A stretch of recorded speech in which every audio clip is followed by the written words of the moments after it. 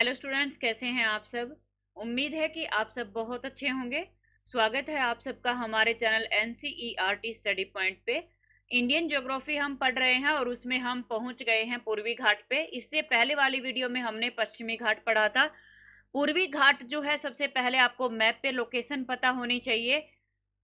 और please channel को आप सब्सक्राइब जरूर कर लेना, क्योंकि ऐसे ही इंपॉर्टेंट वीडियोज हम आपके लिए लाते रहते हैं, जो कि सभी तरह के जो भी कंपटीशन एग्जाम्स होते हैं उसमें बार बार पूछे जाने वाले प्रश्न मैं वीडियो में बार बार बोलती हूँ कि ये प्रश्न इंपॉर्टेंट है। तो इसलिए आप चैनल को सब्सक्राइब जरूर कीजिए। तो अभी हम मैप पे देखते हैं पूर्वी घाट को। अब ये देखिए, हमने यहाँ पे देखा था क्या, प्रायद्वीपीय पठार। ये प्रायद्वीपीय पठार है। प्रायद्वीपीय पठार के वेस्ट में मैंने आपको पढ़ाया था पश्चिमी घाट। प्रायद्वीपीय पठार का जो पूर्वी पार्ट है वो है पूर्वी घाट। ठीक है। पूर्वी घाट के भी पूर्व में पड़ेगा पूर्वी तट, जो कि हम आगे आने वाली वीडियोज में पढ़ेंगे। तो अभी आज हम पढ़ रहे हैं पूर्वी घाट, जो कि प्रायद्वीपीय पठार के पूर्व में है। ठीक है, सबसे इंपॉर्टेंट बात। अब ये जो पूर्वी घाट है, अगर आपको पता हो तो ये बहुत ज्यादा कटा फटा है। कारण क्या है अभी बताती हूँ। एक तो ये देखिए कि पूर्वी घाट जो है उसकी ऊंचाई जो पड़ती है वो लगभग पड़ती है 600 मीटर। कारण क्या है, पश्चिमी घाट इससे लगभग दोगुना ऊंचा है।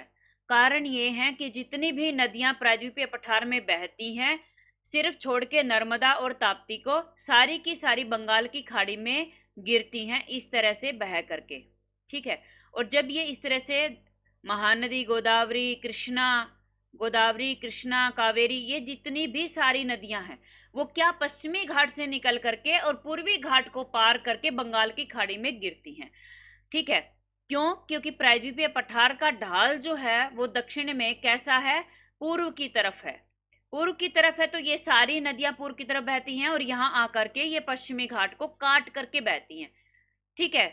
इस वजह से ये कटा पठा है और श्रृंखलाबद्ध नहीं है। श्रृंखलाबद्ध क्या नहीं है, मतलब ये पहाड़ियां लगातार नहीं है। पश्चिमी घाट को आप अगर कंपैरिजन में देखेंगे तो वो उसमें लगातार पहाड़ बने हुए हैं।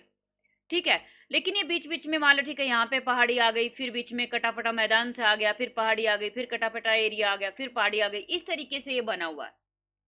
ये बात आपको क्लियर हो गई होगी। और सारी नदियां इसमें बह करके गिर जाती हैं बंगाल की खाड़ी में। ये तो कुछ पॉइंट हमने नोट किए। अब इसके बाद इसकी जो इंपॉर्टेंट कुछ चोटियां हैं वो हम देख लेते हैं।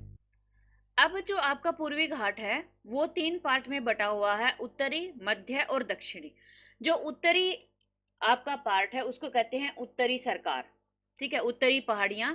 यहाँ पे देखिए, यहाँ पे आपको देखने को मिलेगा पूर्वी घाट का। मैं अभी मैप पे आपको मार्क करके दिखाती हूँ। यहाँ पे है उत्तरी सरकार। ठीक है। और इसमें है अरायकोंडा, जो कि इसकी सबसे ऊंची चोटी है। ठीक है। पूर्वी घाट की भी आप अगर लगा लीजिए, सबसे ऊंची चोटी अगर कहीं पे है तो वो उड़ीसा में है। उड़ीसा में है, जिसको विशाखापत्तनम चोटी भी कहते हैं।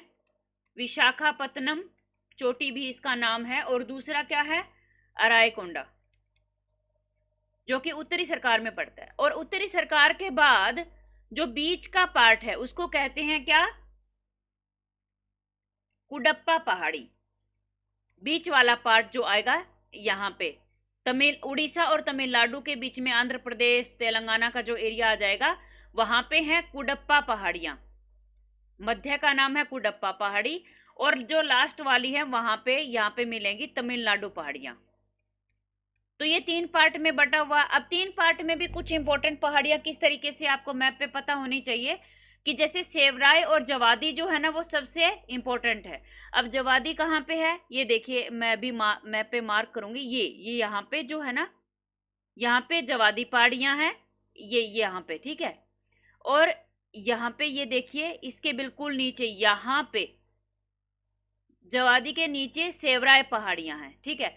थोड़ा सा भी मैप पे अगर थोड़ा सा भी आइडिया होगा कि इस एरिया में पड़ती है, तो अगर मैप पे आपको कोई पूछे कि जवादी पहाड़ियां कहाँ हैं, शेवराय पहाड़ियां कहाँ हैं, उत्तरी सरकार कहाँ है, तमिलनाडु पहाड़ियां, या अरायकोंडा विशाखापत्तनम चोटी जो सबसे ऊंची है वो कहाँ पे है, नल्लामला हिल्स कहाँ पे है, जवादी के ऊपर। कई बार इनका क्रम भी पूछ लेते हैं। यहाँ पे नल्लामला हिल्स हैं जो कि जवादी के ऊपर है, यानी कि नीचे शेवराय हो गई हैं, उसके बाद जवादी और उसके बाद नल्लामला हिल्स। इनको है ना ऐसे भी पूछ लेते हैं कि उत्तर से दक्षिण बताइए चोटियां और दक्षिण से उत्तर, कि उत्तर से दक्षिण कौन कौन सी है। तो पहले नल्लामला हिल्स हो गई, फिर जवादी, उसके बाद शेवराय, और दक्षिण से उत्तर हो गई शेवराय, जवादी, नल्लामला हिल्स। ठीक है, तो इस तरीके से हो जाती हैं। अगर आपको ये वीडियो पसंद आए तो प्लीज चैनल को लाइक शेयर सब्सक्राइब जरूर करके जाना। धन्यवाद।